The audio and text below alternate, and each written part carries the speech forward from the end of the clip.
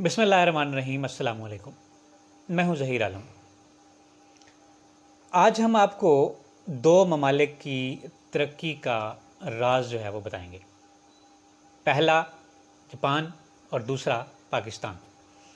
सबसे पहले बात करते हैं जापान की। तो जापान दुनिया की चौथी सबसे बड़ी मईशत क्यों है, जबकि इसके पास तो तेल के ज़खायर भी नहीं हैं।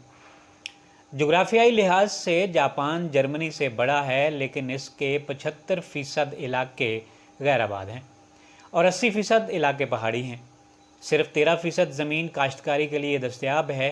इसके अलावा जापान बहरुल काहिल के रिंग ऑफ फायर में वाक़या है, जहां 4 तकोनी प्लेटें मिलती हैं और यहां 100 से ज़्यादा फ़आल आतिशफ़शा मौजूद है।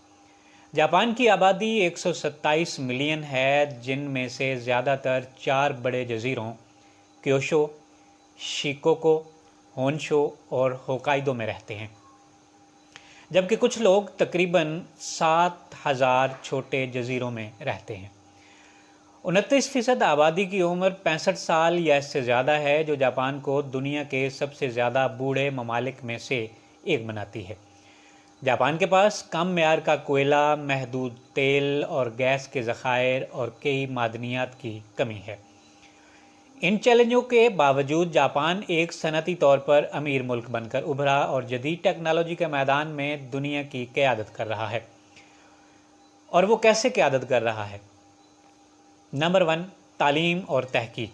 जापान की तालीमी निज़ाम बहुत मजबूत है। जापान में तालीमी मेयार बहुत बुलंद है और यहाँ रिसर्च और डेवलपमेंट पर बहुत ज़ोर दिया जाता है।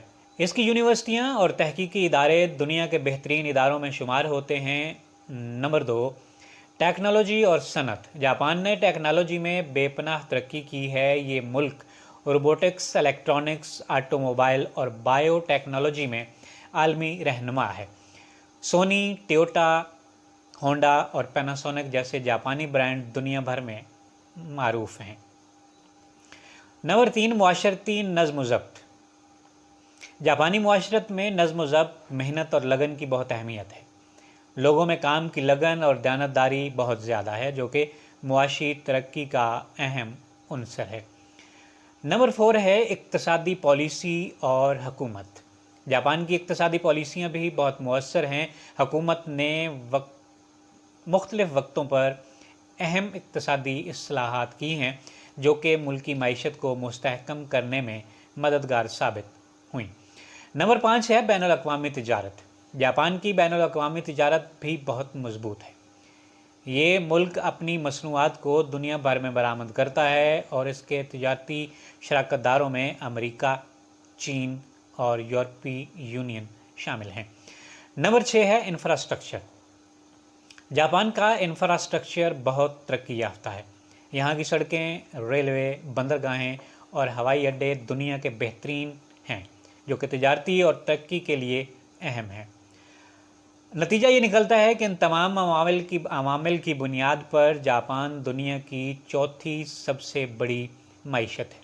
इसकी तालीम, टेक्नोलॉजी, मेहनती अवाम, मुअस्सर इक़्तिसादी पॉलिसियाँ, रूल ऑफ लॉ और मजबूत बैनुल-अक़वामी तिजारत ने इसको एक सनती और इक़्तिसादी क़ुव्वत बनने में मदद की है। और अब आते हैं पाकिस्तान के तरक्की के राज की तरफ। वज़ारत कानून ने चीफ़ जस्टिस ऑफ पाकिस्तान की रिटायरमेंट के बाद इनकी पेंशन मुराद और जज की बेवा को हासिल मुराद की तफसीलात कुछ रोज़ कबल सेनेट में पेश की। सेनेट में वक्फ़ा सवालात के दौरान तहरीरी तौर पर पेश किए गए जवाब में बताया गया कि साल 2010 से 2024 तक पेंशन में कितना इजाफ़ा किया गया। वज़ारत कानून ने बताया कि 2010 में चीफ़ जस्टिस की तनख्वाह पेंशन 5,60,000 रुपये थी। 2011 में चीफ़ जस्टिस की पेंशन 6,44,000, 2012 में पेंशन 7,73,000 और फिर 2013 में चीफ़ जस्टिस की पेंशन 8,50,000 रुपये हो गई। वज़ारत कानून के मुताबिक 2014 में चीफ़ जस्टिस की पेंशन 9,35,000, 2015 में 10,05,000, 2016 میں 11,05,000 اور 2017 میں چیف جسٹس کی پینشن 12,17,000 روپے تھی، جبکہ 2018 میں چیف جسٹس کی پینشن 13,38,000، 2021 میں پینشن 14,52,000 روپے ہو گئی۔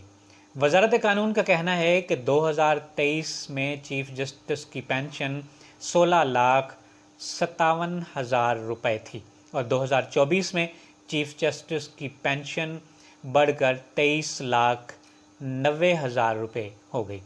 اور جج کی بیوہ کو ملنے والی تفصیلات کے مطابق وزارت قانون کا کہنا ہے کہ جج کی بیوہ کو 1 عدد ڈرائیور اور 1 عدد اردلی یعنی ملازم ملے گا۔